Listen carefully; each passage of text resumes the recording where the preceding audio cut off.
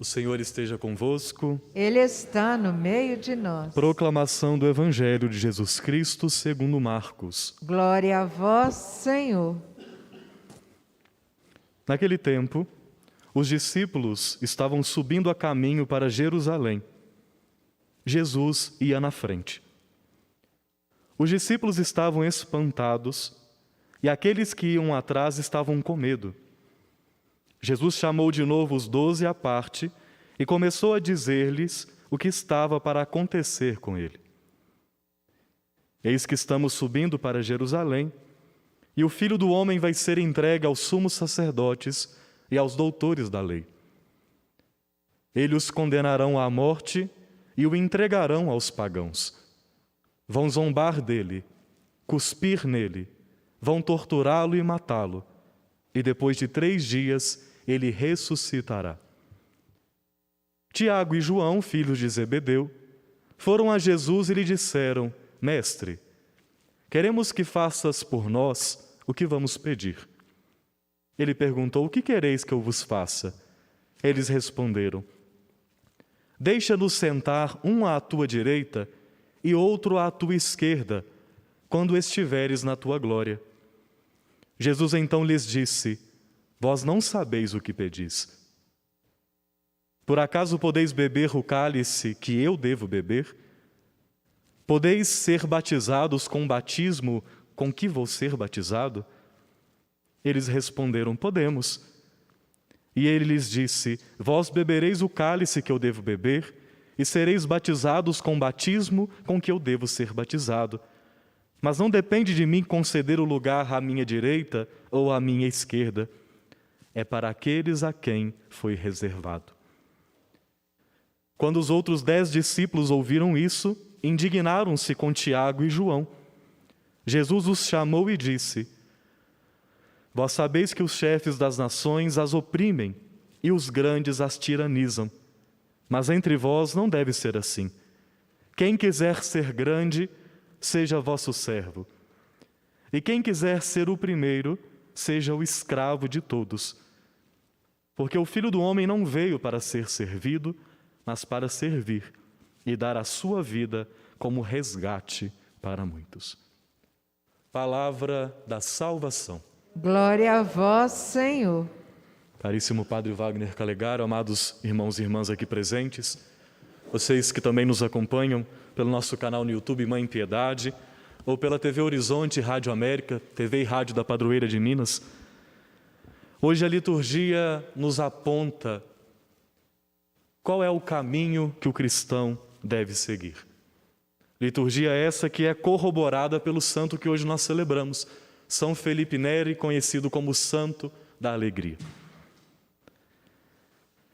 A nossa igreja, a nossa fé, nos dá um itinerário para que a gente possa viver.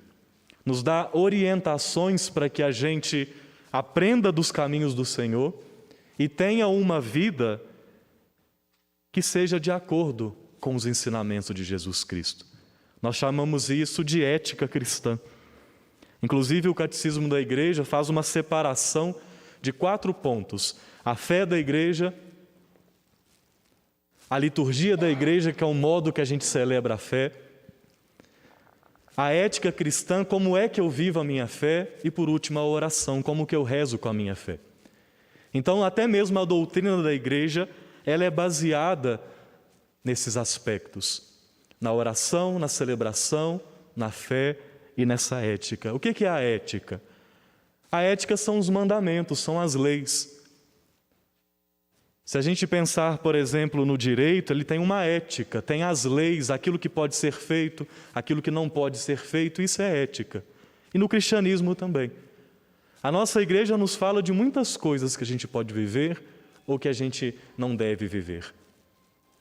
Mas por mais que a igreja diga para nós sobre alguns aspectos que devam ser observados ou não, é importante que a gente sempre considere que a lei, ela não é o mais importante. Nós não devemos meramente cumprir as leis, mas o que mais nos importa é que a partir das vivências das leis que a igreja nos oferece, como os seus mandamentos, nós consigamos ter uma relação de intimidade com Ele. Cumprir a lei por cumprir a lei não faz diferença. O cumprimento da lei deve nos levar à presença do Senhor e com Ele ter uma vida de união, uma vida onde eu reconheço que Ele é meu Senhor e que eu tenho necessidade dEle. Essa é a grande necessidade nossa, nós que somos cristãos.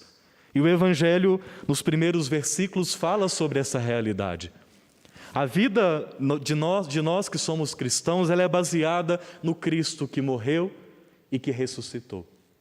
Esse é o fundamento da minha e da sua vida. O fundamento da nossa vida não é um livro de lei, não é, olha, faz isso, faz isso. Não, o fundamento da nossa fé é Jesus Cristo, que morreu por amor a nós, que morreu para libertar-nos dos nossos pecados e nos deu a graça de, com Ele, um dia nascermos para uma vida nova, que é a ressurreição. Esse é o fundamento da nossa fé. É isso que deve nos motivar a estar aqui, por exemplo, na igreja. Que triste se nós, por exemplo, aos domingos só fôssemos à celebração, à missa, porque é obrigatório, se não for é um pecado mortal. Que triste para nós. Que triste uma vida de espiritualidade que se baseia simplesmente numa lei que deve ser cumprida. Não precisa de amor para poder cumprir uma lei, não precisa de nada. Qualquer pessoa pode cumprir uma prescrição, mas aquele que procura o Senhor por amor ou por reconhecimento de que Ele é o Senhor, esse sim, tem o seu coração aberto para estar diante daquele que nós precisamos. Essa é a nossa fé. Essa é a nossa necessidade. Nós ouvimos a continuação do Evangelho, uma história até um pouco engraçada e que faz muito parte de nós. O desejo de ser grande, o desejo de ser o primeiro, o desejo de ser reconhecido, de estar à frente das coisas. É o que aqueles dois discípulos, João e Tiago, passam, mas que os demais também em outros momentos viveram, porque é algo humano. A necessidade de querer estar à frente, de ser reconhecido, de ser o maior, de ser o mais poderoso. Mas também não é esse o caminho que nos é proposto para sermos cristãos. A beleza dessa ética cristã de fazer com que a nossa vida se paute nesses mandamentos é que esse Espírito do Senhor que nós celebramos domingo, por exemplo, Pentecostes, esse Espírito vem sobre a nossa vida e de dentro para fora Ele nos transforma. É por isso que a lei por si só ela não tem força. Porque não é o fato de eu ler a lei e simplesmente com essa leitura colocar em prática, não. O que o cristianismo nos dá é o seu Espírito Santo que vem sobre o nosso coração, mexe com tudo aqui dentro, e quando ele mexe com o nosso coração, a gente tem a oportunidade de viver uma vida diferente. Nós viveremos os mandamentos do Senhor se nós permitirmos que com uma vida de união com Ele, Ele mande sobre nós o seu Espírito e esse Espírito nos motive a uma vida nova. Esse é o caminho que é proposto a nós. Nós celebramos a vida de São Felipe Neri, um homem que era marcado pelo bom humor, pela dedicação aos mais necessitados, dedicado como confessor a atender as pessoas em confissão, em aconselhar. Uma pessoa que tinha uma grande vida de santidade. Uma vida que era aberta a este Espírito Santo que foi trabalhando no seu coração. E o caminho da santidade é esse. Não se trata de dizer para alguém, faça isso ou faça aquilo, mas para que nós possamos crescer na vida com o Senhor, na vida de intimidade com Ele, nas virtudes, é preciso que abramos o coração para que esse Espírito Santo movimente a nossa vida de modo que a gente consiga viver esses mandamentos. Esses homens aqui no Evangelho, os discípulos do Senhor, eram pessoas que, como nós, tinham as suas capacidades e as suas fragilidades. Mas eles tiveram esta graça de, confiando no Senhor, receber dele uma vida nova. E uma vida nova que não é só aqui no interior. Aquele que escolhe viver os caminhos do Senhor não vai ter uma vida no mundo da lua, uma vida alienada, uma vida que não se preocupe com nada, Uma vida onde só existe a oração, não existe o compromisso com ninguém. Mas aquele que se abre ao Espírito Santo tem o seu interior transformado e as suas ações começam a dar testemunho do Espírito que está dentro do seu coração. E eles puderam dar testemunho posteriormente que este Espírito estava com eles, que esse Espírito os conduzia. Para que eu e você possamos viver essa realidade do Evangelho, de servir, de amar, de se colocar no lugar do outro, não adianta ouvirmos isso do Senhor. Não adianta que alguém diga para nós, tem que ser desse jeito, tem que amar. Não, isso não funciona. O caminho para que nós possamos, como o Filho do Homem, servir e dar a nossa vida para poder ajudar as outras pessoas, é a partir dessa disponibilidade ao Espírito do Senhor que pode transformar a nossa vida. O Espírito pode colocar no caminho os nossos defeitos, a nossa personalidade que em alguns momentos esbarra nos limites. O Espírito Santo pode fazer tudo isso.